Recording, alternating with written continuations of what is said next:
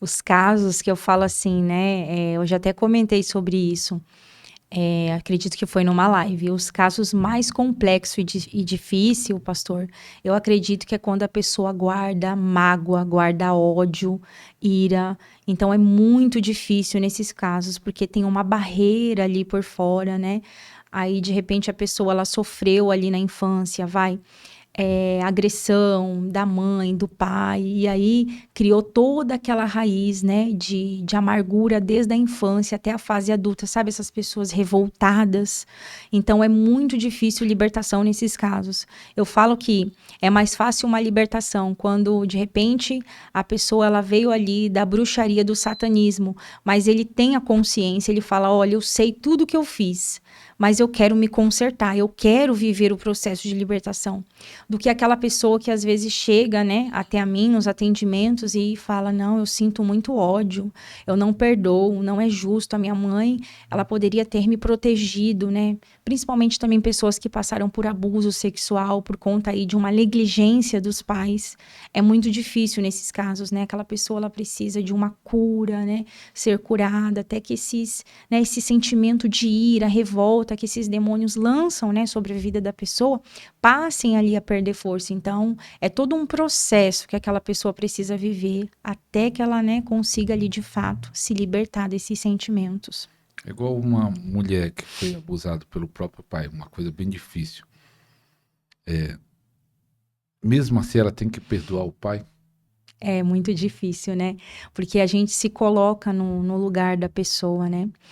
É um tema bem polêmico que eu vou até trazer aqui, que eu acho que é o momento. Eu trouxe até numa live, né, sobre o homem perverso, né?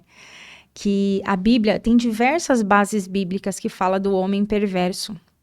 E tem casos, né? Quando é uma perversidade, aquele homem perverso, você não é obrigada a conviver com aquela pessoa, né? Você não é obrigada a estar ali. Você vê, a Bíblia fala que o homem perverso, a iniquidade mora no coração dele. Então são diversas bases bíblicas, né? E tem casos, sim, que a pessoa ela foi vítima de um homem perverso, né? Tem uma passagem na Bíblia que fala de Nabal, né? Que Nabal, ele era um homem perverso e as obras dele eram malignas. Então, ele era um homem rude, mau e perverso. E você pode ver que depois, o final dele, a própria Bíblia relata: o Senhor feriu a Nabal. Né? Então, veio uma justiça ali do próprio Deus. Então, eu entendo quando eu pego esses casos, né? Não é fácil, mas a gente precisa liberar essa pessoa nas regiões celestiais. Senão, essa pessoa ela fica presa, né? Aquele sentimento é um ciclo vicioso. Então, você guarda aquilo, aquela pessoa fica com aquilo guardado, aquilo precisa ser liberado. Não necessariamente que ela vai precisar, olha, meu pai me estuprou, abusou de mim, ela vai precisar ali estar todos os dias, ai pai, eu te amo, ao lado dele, mas o perdão, ele precisa ser liberado. O perdão é um processo de cura. Eu tenho, pastor, até um caso no nosso ministério mesmo, a pastora Lorena, que é da nossa equipe. Inclusive, até deixo aí a sugestão de você convidar. Ela tem. Lorena, vim aqui. Glória a Deus. Pastora. Eu vou, assim, foi um dos testemunhos, tal, assim, de verdade, pastor, que mais me impactou. E eu olho para a Lorena hoje, eu fico emocionada, porque ela conheceu o mais alto grau de maldade que um pai pode fazer com um filho. É que ela não contou tudo, ela não pôde contar tudo. Tem coisas que não dá para falar. É muito forte. E eu sei, ela me contou. Então, assim, e hoje eu vejo a Lorena, eu falo assim, não, Senhor. Por isso que eu amo quando o Senhor me surpreende com essas coisas. Porque às vezes as pessoas chegam em mentoria. Ai, pastora, eu não consigo sozinha. Consegue. Porque tem muitas pessoas que eu conheci que não tiveram ninguém ali, não teve um pastor ali para interceder, para orar. O próprio Deus chegou na vida daquela pessoa. E ela foi curada. E o processo da Lorena foi totalmente autolibertação. Então, ela viveu questões muito pesadas, né? Ela viu cenas de zoofilia na infância, né? Que é sexo com animais. Ela viveu coisas, ela viu torturas. Então, assim... E hoje, ela fala dessas coisas, ela nem chora. Porque eu falo assim, filha, como que você consegue? Você fala dessas coisas e você não chora. Ela, porque eu tô curada, pastora. Eu tô toda arrepiada, isso é muito forte. Ela falou assim, eu perdoei o meu pai, eu perdoei a minha mãe, porque se eu não tivesse, eu não ia conseguir ser livre, eu precisava liberar esse perdão. E foi muito forte a história no final, né? O pai também se converteu, então assim, é possível sim uma pessoa liberar perdão. Eu já vi muitos casos, mas a pessoa ela precisa querer, né? Querer liberar o perdão.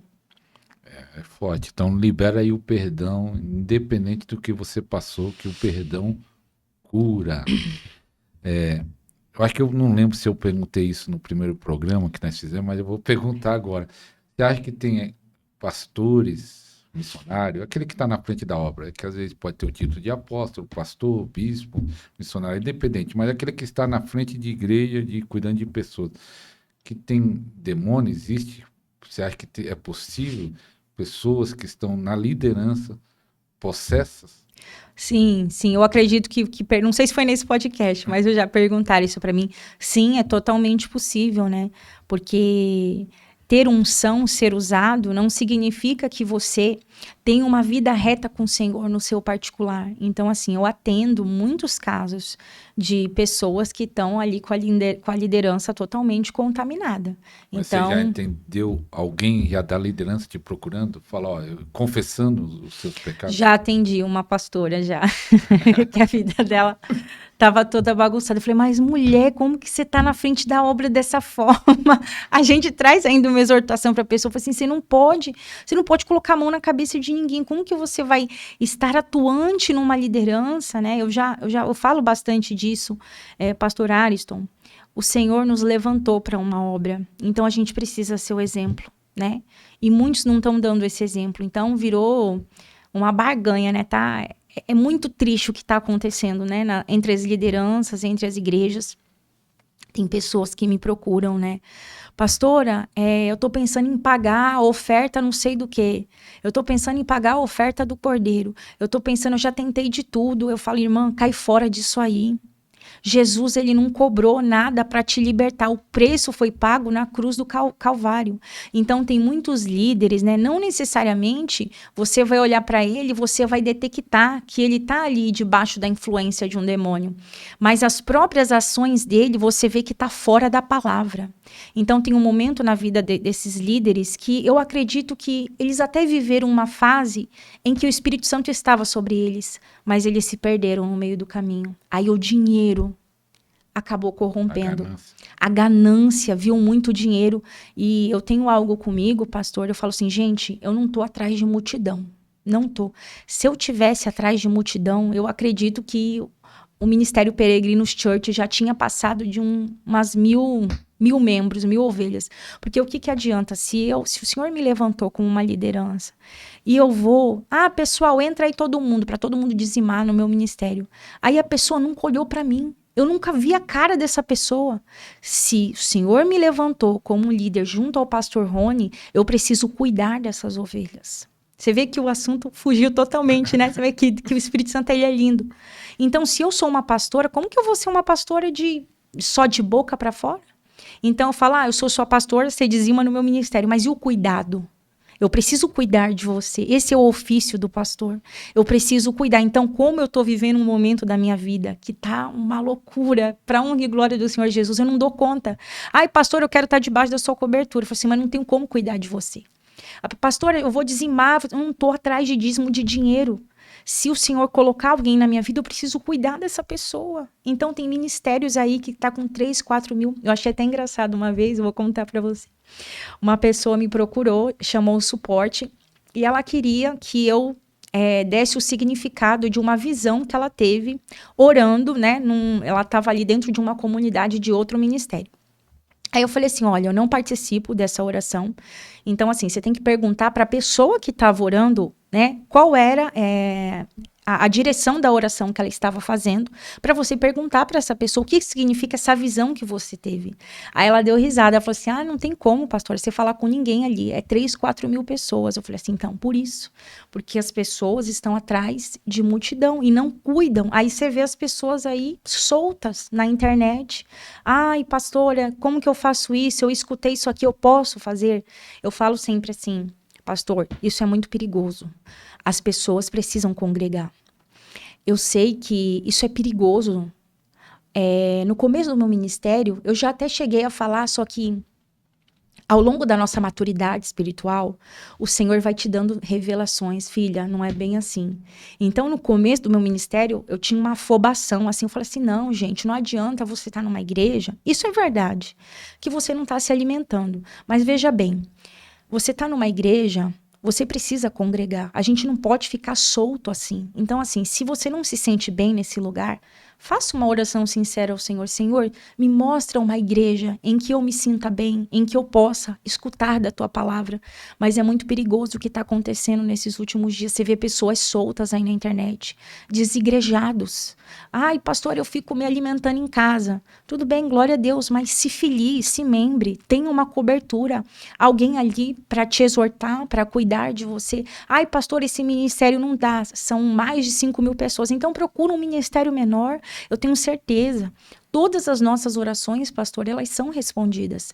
Pede para o Senhor. Eu pedi para Deus, Senhor, me mostra uma igreja para eu congregar. O Senhor me mostra. Então, mesmo Deus que mostra para mim, mostra para você. Então, isso está muito perigoso. Pessoas soltas aí na internet. Assiste vídeo de um, assiste vídeo de outro. Aí começa, né? Que eu gosto muito das falas do apóstolo Robson. Até vou replicar as fábulas judaicas. Que é isso que está acontecendo. Oferta, resgate de não sei o quê. Para com isso, gente. Isso é uma fábula. Isso aí é a pessoa que ela quer ganhar, ela quer arrancar o teu dinheiro. Eu prego totalmente contra isso, pastor. A gente não tem que pagar nada, o preço foi pago. Então você vê muitas lideranças falando assim, você tá com a vida amarrada porque você não fez o resgate da primogenitura. Eu sou a filha primogênita, eu nunca paguei esse resgate, eu nunca fiz isso. E tá tudo ok na minha vida. Por que que eu vou ter que pagar algo de algo que é dos judeus? E aí os pastores, eles querem trazer isso para os dias de hoje para ficar arrancando o dinheiro das pessoas. Eu já atendi uma vez, a pessoa chegou em mim e falou, pastora, eu procurei ministério tal, não vou citar nome, e aí a pessoa me cobrou R$300 para me atender, e eu me senti mal, e aí eu falei que eu não tinha o dinheiro, aí ficou aquela barganha, aí o pastor, a assistente lá do pastor ficou falando assim, faz o seguinte, faz em 2 de 150, ou faz em 3 de 100, eu não sei nem se eu cheguei a falar isso no último, eu acho que eu falei isso em algum podcast, eu não vou lembrar agora, não foi não, né, né, muitas conversas que a gente tem. Então, assim, isso é perigoso. Isso é muito perigoso.